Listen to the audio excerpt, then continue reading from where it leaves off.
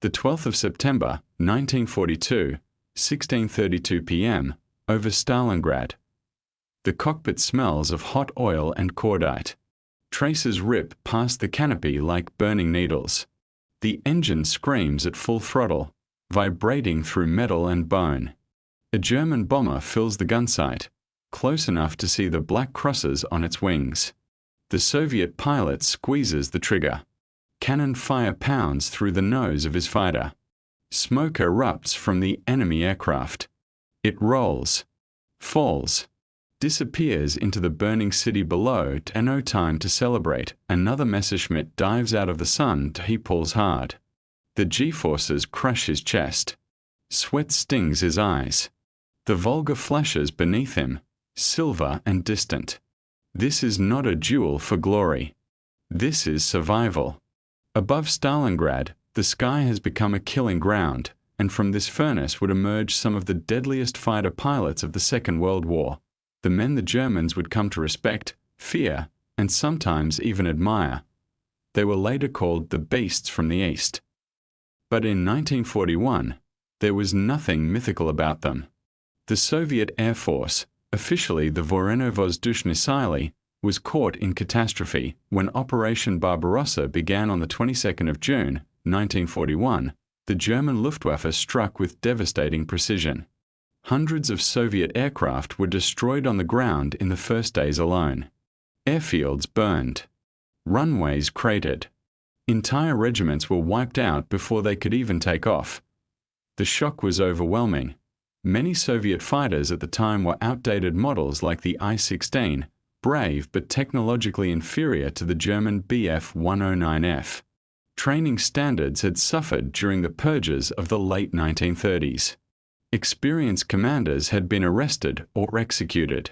Young pilots were rushed into combat with minimal flight hours. Losses were staggering. But the story did not end there. As the Wehrmacht advanced deeper into Soviet territory, industry was evacuated east of the Ural Mountains. Entire aircraft factories were dismantled, loaded onto trains, and rebuilt thousands of kilometers away. Production resumed under brutal conditions. Workers slept beside assembly lines. Winter temperatures froze machinery. Yet output grew, and with that industrial recovery came new aircraft. The Yakovlev-designed Bureau introduced the Yak-1, a nimble fighter that would evolve into the legendary Yak-3 and Yak-9. The Lavochkin Bureau produced the La-5, powered by a radial engine that gave it strong low-altitude performance, perfect for the Eastern Front's brutal, ground-focused air war. These were not long-range escort fighters designed for strategic bombing campaigns. They were close, aggressive, knife-fight machines, and Soviet pilots adapted accordingly. Unlike the Luftwaffe's emphasis on individual initiative and the free hunt, Soviet doctrine initially stressed tight formations and strict control from the ground. Early in the war, this rigidity proved costly. But combat is a ruthless teacher. By 1942 and 1943, flexibility increased. Experienced survivors began shaping tactics based on hard-earned lessons. One of the most famous among them was Ivan Kozhedub. Kozhedub would become the highest-scoring Allied ace of the war, officially credited with 62 aerial victories, all achieved without ever being shot down. Flying aircraft like the La-5 and later the La-7, he combined disciplined gunnery with calm precision. He often waited until he was dangerously close before opening fire, conserving ammunition and ensuring lethality. But Kozhedub's rise did not happen overnight. The air war over places like Stalingrad and Kursk was chaotic and unforgiving. Dogfights were often fought at low altitude, sometimes just meters above treetops. Pilots had seconds to react. Situational awareness meant life or death. Another towering figure was Aleksandr Pokryshkin. Pokryshkin's story is one of innovation born from frustration. Early in the war, he recognized that outdated tactics were costing lives. He began experimenting, using altitude advantage, coordinated attacks, and flexible formations. His emphasis on energy tactics, diving attacks followed by rapid climbs, challenged rigid doctrine. At first, his ideas were met with resistance.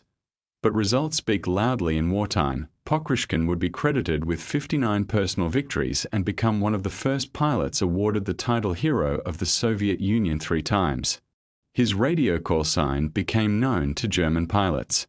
Some Luftwaffe units reportedly warned each other when he was in the air. These men were not reckless daredevils. They were methodical hunters shaped by a front unlike any other. The Eastern Front Air War was vast, fluid, and intensely local. Unlike the strategic bombing campaigns over Western Europe, Soviet aviation was tightly integrated with ground operations. Fighters escorted Illinois II Sturmovik attack aircraft, armored flying tanks that hammered German positions at low altitude. Protecting them was dangerous work. German fighters knew the Illinois IIs were priority targets as Soviet aces often found themselves diving into swarms of enemy aircraft, breaking up attacks at point-blank range. Meanwhile, aircraft technology continued evolving. The Yak-3, introduced in 1944, was light, agile, and deadly at low altitude. German pilots reportedly respected it as one of the best dogfighters they faced under 5,000 meters. The La-7, flown by Kozhedub, offered improved speed and firepower, capable of matching late-war Bf-109s and even Fw-190s in certain conditions. But machines alone do not create aces. Psychology mattered. Many Soviet pilots flew with the memory of invasion behind them, burned villages, lost families, cities under siege. The war was not distant. It was personal. Survival and revenge intertwined in the skies, yet fear was constant. Cockpits were cramped and often poorly heated at altitude.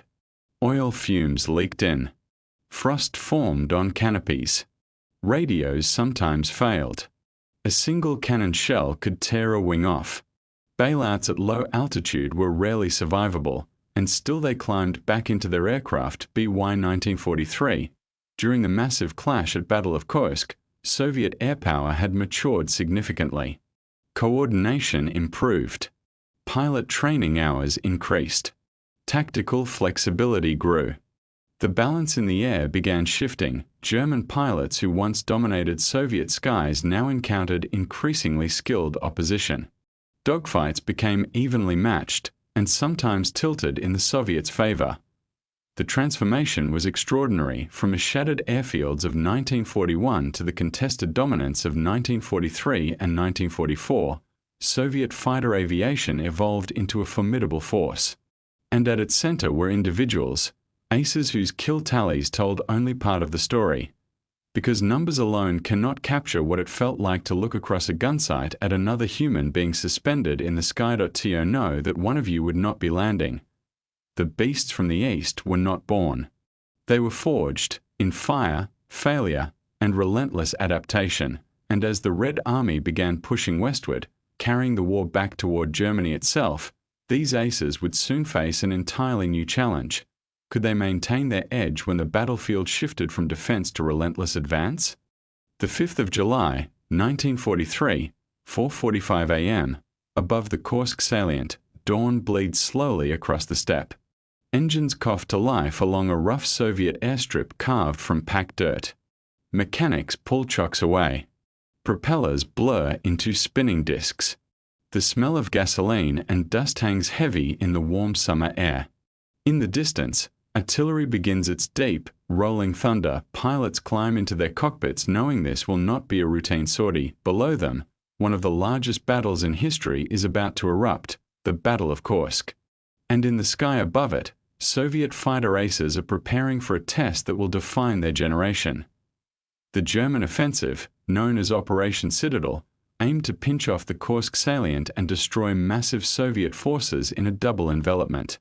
The Luftwaffe committed heavily, seeking local air superiority to support advancing panzer divisions. Experienced German aces, many veterans of Spain, Poland, France, and the early Eastern campaigns, filled the skies. But this was no longer 1941. Soviet aviation units had reorganized into air armies capable of coordinating large-scale operations. Ground controllers improved radar and radio coordination. Training emphasized mutual support rather than rigid formations. and pilots like Aleksandr Pokryshkin were refining tactics in real combat. Pokryshkin's approach was revolutionary for Soviet doctrine at the time. He advocated altitude advantage, loose formations, and coordinated hit-and-run attacks rather than static defensive flying. He studied German methods carefully, then adapted them. Energy, speed, surprise, strike from above, break contact before the enemy can respond. His famous formula, altitude, speed, maneuver, fire, was not theory.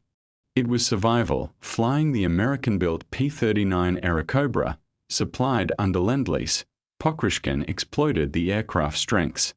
The Airacobra was not popular in Western Europe due to its high altitude limitations, but on the Eastern Front, where combat often occurred below 5,000 meters, it proved deadly. Its nose-mounted 37mm cannon delivered devastating firepower at close range. Close range was everything. Soviet gunnery training emphasized getting near, sometimes dangerously near, before firing. Ammunition supplies were limited. Every burst had to count. In chaotic dogfights over Kursk, distances shrank rapidly. Aircraft flashed past each other at hundreds of kilometers per hour. There was no room for hesitation. Meanwhile, Ivan Kozhedub was beginning to build his record. Unlike some flamboyant aces, Kozhedub was methodical, almost clinical. He conserved ammunition, avoided unnecessary risks. He rarely chased a damaged aircraft into uncertain territory. Discipline defined him. His aircraft of choice would later become the Lavochkin La-7, but during this period he flew earlier Lavochkin variants, learning their limits in combat. The La-5, with its radial engine, was rugged and powerful at low altitude.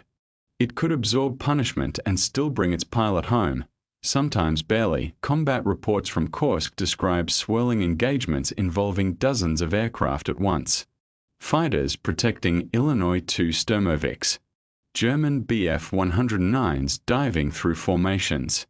Anti-aircraft fire bursting black puffs across blue sky. It was chaos.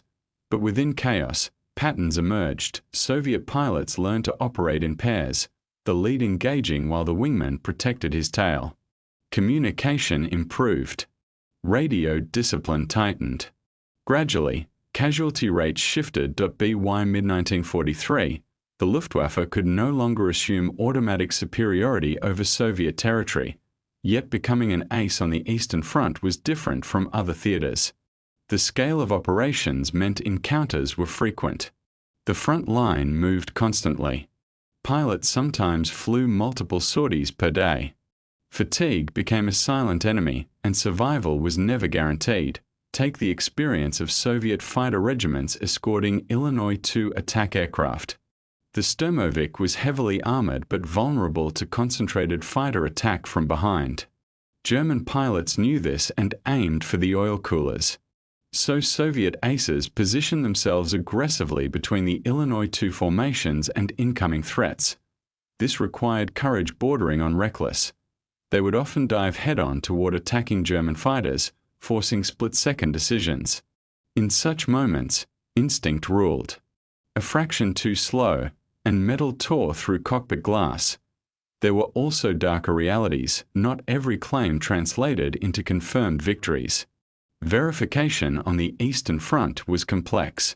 Battles moved rapidly over contested ground. Wreckage was not always recoverable. Both Soviet and German tallies have been scrutinized by historians for decades. Still, the accomplishments remain formidable. By war's end, Kozhedub would be officially credited with 62 victories. Pokryshkin with 59. Other notable aces included Nikolai Gulev, credited with 57 victories, known for his aggressive style and willingness to engage multiple opponents at once. Gulev once reportedly downed several aircraft in a single engagement, demonstrating both skill and extraordinary composure under pressure. But aggression came with risk.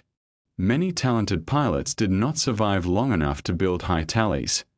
The Soviet system also rotated experienced pilots into training roles, preserving combat knowledge. This helped raise overall standards. Lessons learned in blood were passed on quickly. Meanwhile, aircraft production surged. The Yak-9 became one of the most produced fighters of the war. Variants adapted for range, firepower, and specialized roles. The Yak-3, lightweight and agile, earned praise even from adversaries. German pilot accounts later described it as highly maneuverable at low altitudes, a dangerous opponent in a turning fight. Technical improvements mattered, but morale mattered more. By 1944, Soviet pilots were no longer defending desperate retreats. They were escorting advancing armies westward through Belarus, Poland, and eventually toward Germany itself. The psychological shift was profound. They were pushing the invader back. Still, the Luftwaffe remained lethal. German aces like Erich Hartmann and others continued to rack up high scores in the east, benefiting from experience and defensive operations.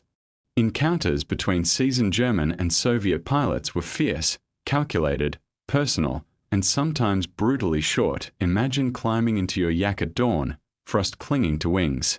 You know the enemy across the front has hundreds of combat hours. You know one mistake ends everything. The propeller spins. The runway blurs. The sky opens. What separates survival from death in that moment? Training. Reflex. Luck. Soviet fighter aces were not superhuman. They were men who endured staggering loss in 1941 and refused to collapse. They adapted, innovated, learned faster than their enemy expected, and as the Red Army crossed into Eastern Europe, air battles began unfolding over foreign cities: Warsaw, Budapest, Königsberg. The front was shifting west at an accelerating pace. But with victory in sight came a final, dangerous phase of the war, because ahead lay the skies over Germany itself, and there, the stakes would become higher than ever before.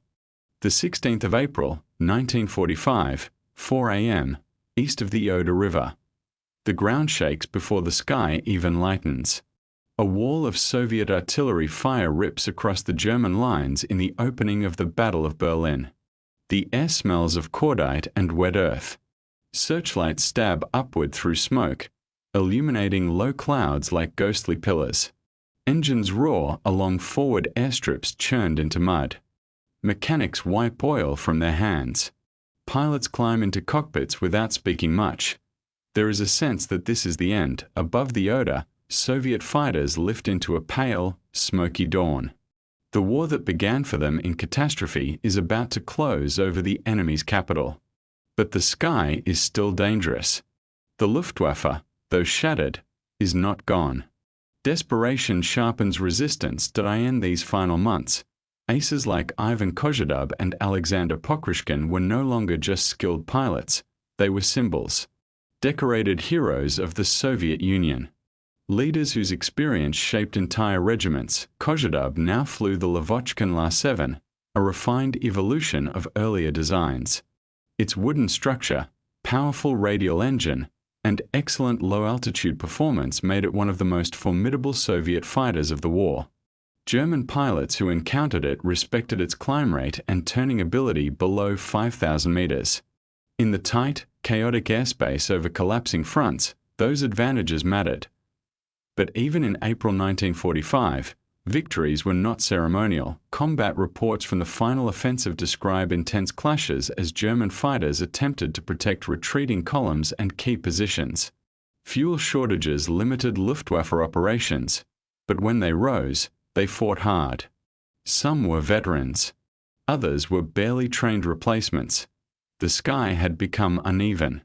Unpredictable, Soviet pilots now often enjoyed numerical superiority. Radar coordination and ground control had improved dramatically since 1941. Air armies operated in structured waves, fighters clearing the air ahead of bombers and ground attack aircraft. The doctrine had matured. Experience had hardened it, yet numbers did not remove danger. At T-high closing speeds, a single burst could still tear apart wood and metal. Oil splattered windshields. Canopies shattered. Engines seized.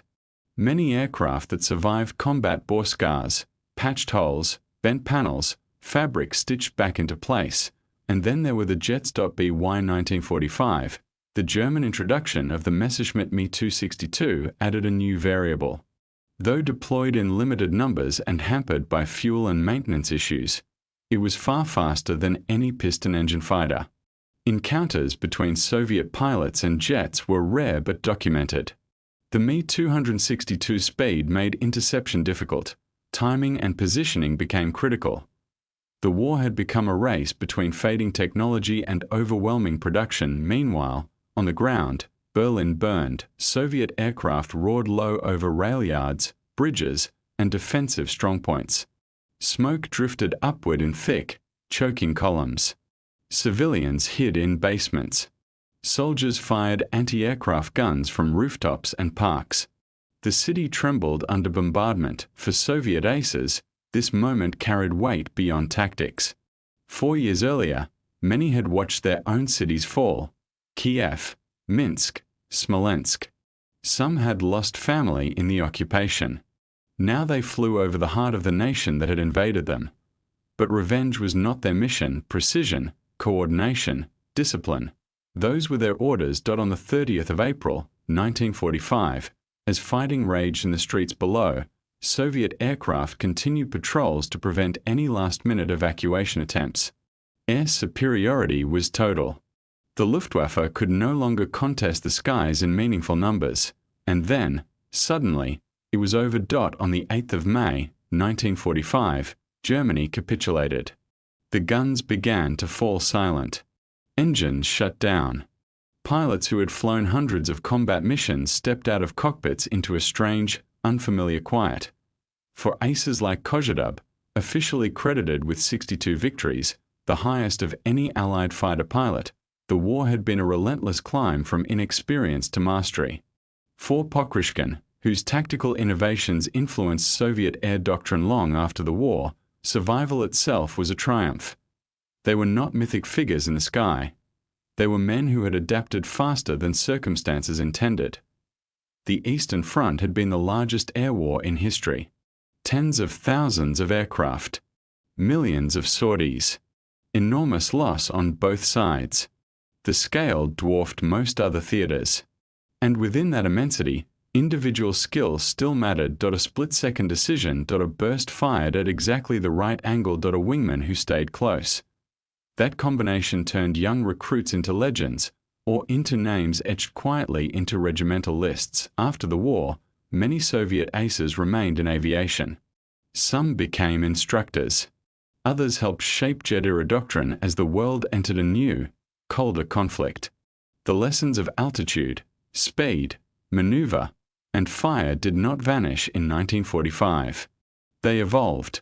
The wooden fighters of the steppe gave way to swept wings and afterburners.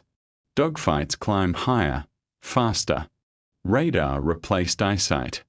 Missiles replaced cannons. But the human element, the judgment under pressure, remained constant, and that may be the most enduring legacy of the beasts from the East. Not brutality. Not propaganda, adaptation. They began the war outmatched, flying obsolete machines against a confident enemy. They ended it over Berlin, flying aircraft respected even by their adversaries. They learned through failure. They survived through cooperation. They turned the sky from a place of terror into a domain of control. Today, historians still debate victory counts and verification methods. They analyze gun camera footage, compare archival claims, reconstruct combat geometry. Numbers matter. Accuracy matters, but behind every statistic was a cockpit. Behind every confirmed victory was a moment of unbearable tension, hands gripping controls, breath shallow inside an oxygen mask, the horizon spinning. What would any of us have done in that seat? As you reflect on these final battles, consider how innovation is often born not in laboratories but in crisis. The evolution of Soviet fighter tactics was not theoretical. It was carved into the sky under fire, and perhaps that is why these stories endure. Because beyond ideology and borders, they reveal something universal about human resilience in the face of overwhelming odds. The sky over Eastern Europe has long since fallen silent, but the echoes of those engines still carry. Thanks for watching this chapter of World War II. If you find this video helpful, please support us by liking and dropping a comment. Also, don't forget to subscribe to the channel to catch the next chapter of this series. Until then, take care.